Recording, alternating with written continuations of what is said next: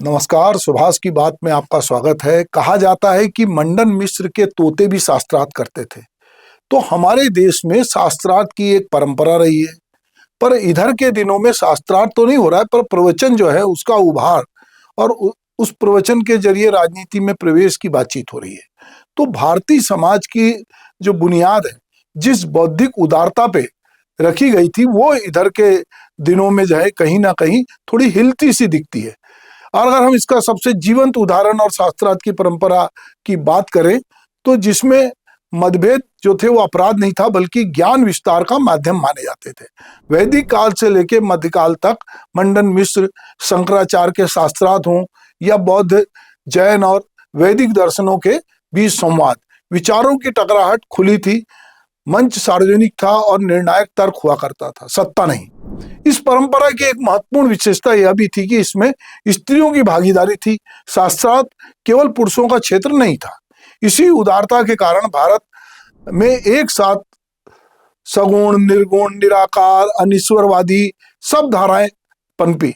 कबीर, रैदास, नानक, दादू, घासीदास जैसे जो संत स्थापित हुए और धार्मिक संरचनाएं पर सवाल उठाया, पाखंडों को चुनौती दी, लेकिन उनका प्रतिकार भी विचार से हुआ, हिंसा से नहीं। मत का सम्मान, असहमति की स्वीकृति और संवाद की स्वीकृति, यही भारतीय समाज की आत्मा रही है। लेकिन कालांतर में यह परंपरा कमजोर होती गई और शास्त्रार्थ की जगह प्रवचन ने ले ली।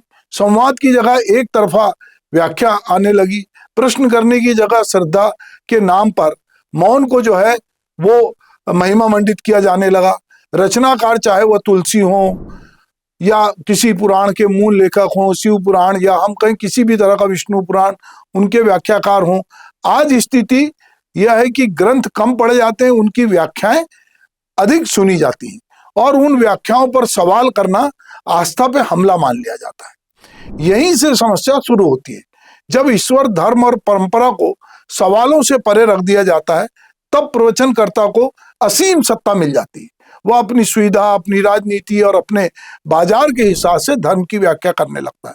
मीडिया, सोशल मीडिया, आक्रामक मार्केटिंग ने इस सत्ता को और मजबूत किया है। खबरों में बने रहने के लिए उत्तेजक बयान, दूसरे वर्गों को आहत करने वाली भाषा और हम बनाम वे का नैरेटिव गढ़ा जाता है।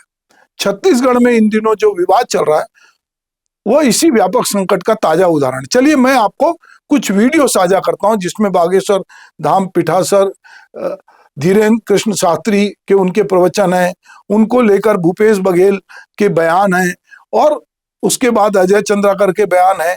ये सारी चीजों को हम बारी बारी से देखेंगे। देखिए, नेताओं के बयानों पर हम जवाब नहीं देते क्योंकि हम नेता नहीं हैं, पर फिर भी हम एक बात जरूर कहना चाहेंगे कि हिंदू जोड़ना, हनुमान जी की भक्ति का प्रचार करना, राष्ट्रवाद के प्रति जगाना यदि अंधविश्वास है तो जिन्हें ये अंधविश्वास लगता है उन्हें देश छोड़ देना चाहिए।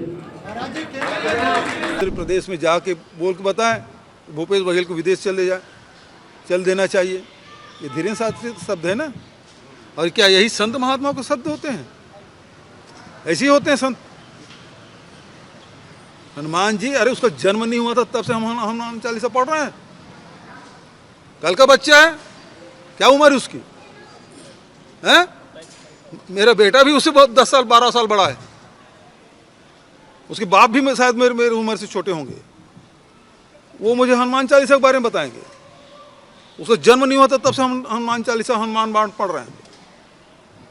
वो हमको सिखाएंगे सनातन धर्म क्या है। भूपेश बघेल जी हनुमान चालीसा पढ़ते होंगे, वो ठीक है, लेकिन खड़े तो वो किसके साथ है? कुंभकर्ण के साथ। खड़े तो वो रावण के साथ हैं। खड़े तो वो खरदूषण के साथ है। खड़े तो वो बालिक साथ है। तो हनुमान चालीसा का प्रभाव उसके साथ कहाँ है जीवन में?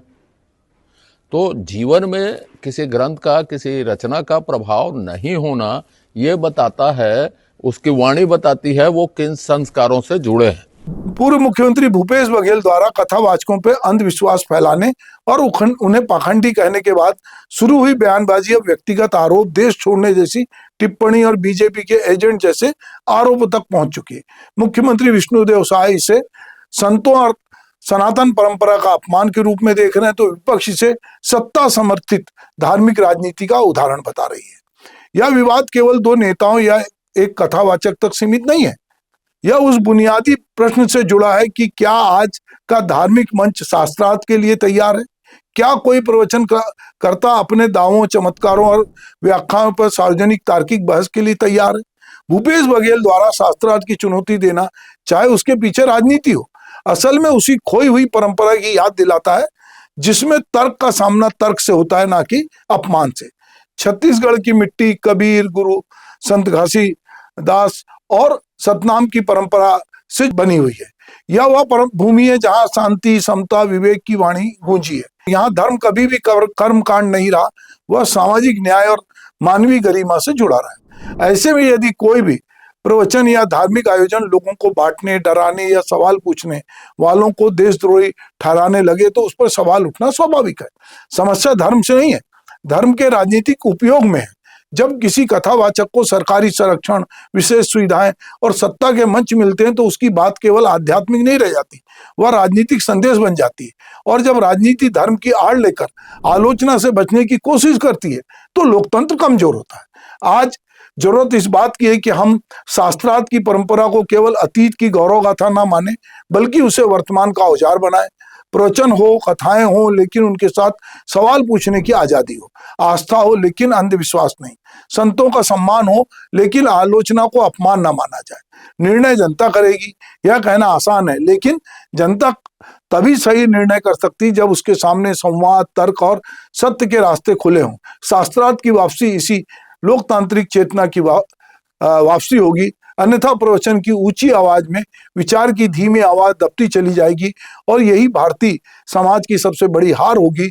अब चूंकि बहुत सारे प्रवचनकार बहुत सारे टीवी चैनलों के जरिए घर घर तक पहुंच रहे हैं और चूंकि इससे व्यापार भी जुड़ा हुआ है, तो बहुत बार जो लोग उन तक नहीं पहुंच पाते या उनसे शास्त्रार्थ नहीं करते, एक वन वे होता है।